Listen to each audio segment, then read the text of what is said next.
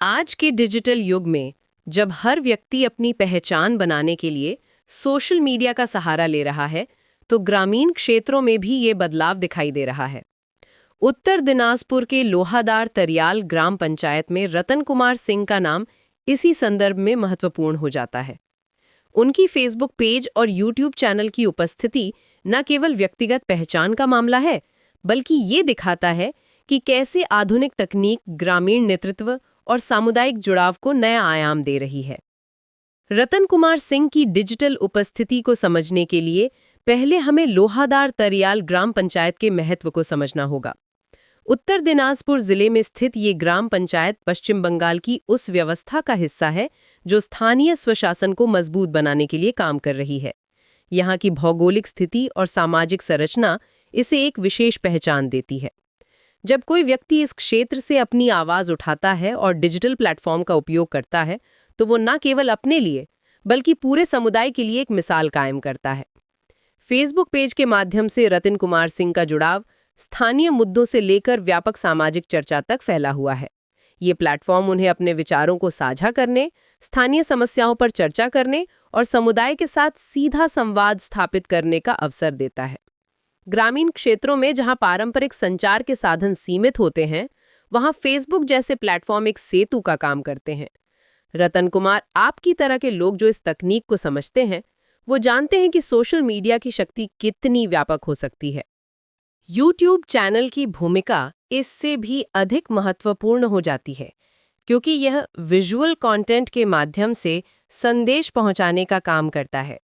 Video के जरिए रतन कुमार सिंह अपने क्षेत्र की वास्तविकताओं को दिखा सकते हैं, स्थानीय परंपराओं को संजो सकते हैं और विकास की कहानियों को साझा कर सकते हैं। ये माध्यम विशेष रूप से उन लोगों के लिए प्रभावी है जो पढ़ने लिखने में कम सहज हैं, लेकिन देखकर और सुनकर बेहतर समझ सकते हैं। ग्रामीण क्षेत्रों में यह पहुंच बहुत महत्वपूर्ण है। लोहादार तड़ियाल ग्राम पंचायत के संदर्भ में रतन कुमार सिंह की पहचान केवल व्यक्तिगत उपलब्धि नहीं है, यह उस बदलाव का प्रतीक है जो भारत के ग्रामीण क्षेत्रों में हो रहा है। जब स्थानीय स्तर पर कोई व्यक्ति डिजिटल प्लेटफॉर्म का सक्रिय उपयोग करता है, तो वह अपने समुदाय के लिए एक रोल मॉडल बन जाता है। युवाओं को प्रेरणा मिलती है कि वे भी अपनी आवाज़ उठा सकते हैं और अपने क्षेत्र की समस्याओं के समाधान में योगदान दे सकते हैं। इन प्लेटफॉर्म्स का सामुदायिक प्रभाव कई स्तरों पर दिखाई देता है। पहला, सूचना का प्रसार तेजी से होता है। सरकारी योजनाओं की जानकारी, स्थानीय कार्यक्रमों की सूचना और आपातकालीन संदेश तुरंत लोगों तक पहुंच जाते हैं।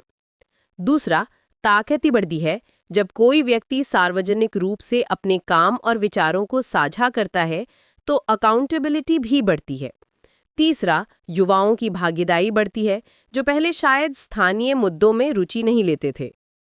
रतन कुमार सिंह के डिजिटल प्रेजेंस का एक और महत्वपूर्ण पहलू यह है कि यह ग्रामीण और शहरी क्षेत्रों के बीच एक ब्रिज का काम करता है।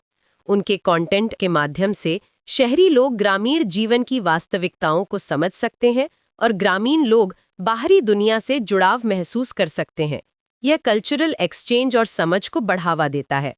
हालांकि इस डिजिटल यात्रा में चुनौतियां भी हैं। ग्रामीण क्षेत्रों में इंटरनेट कनेक्टिविटी अभी भी एक समस्या है। डिजिटल लिटरेसी की कमी भी एक बाधा है। लेकिन रतन कुमार सिंह जैसे लोग जो इन चुनौतियों के बावजूद आगे बढ़ रहे हैं, वे दूसरों के लिए प्रेरणा का स्रोत बन रहे हैं। उनकी सफलता दिखाती है कि सही दिशा में किया गया प्रयास कैसे व्यापक बदलाव ला सकता है। आज के समय में जब सरकार भी डिजिटल इंडिया के विजन को आगे बढ़ा रही है, तो रतन कुमार सिंह जैसे व्यक्तियों की भूमिका और भी महत्वपूर्ण हो जाती है। वे ग्रासरूट लेवल पर इस विजन को साकार करने में योगदान दे रहे हैं। उनके फेसबुक पेज और यूट्यूब चैनल न केवल व्यक्तिगत एक्सप्रेशन के साधन हैं, बल्कि सामुदायिक विकास के टूल्स भी हैं जो लोहादार तरियाल ग्राम पंचायत को डिजिटल भारत के नक्शे पर एक विशेष स्थान दिलाने में मदद कर रहे हैं।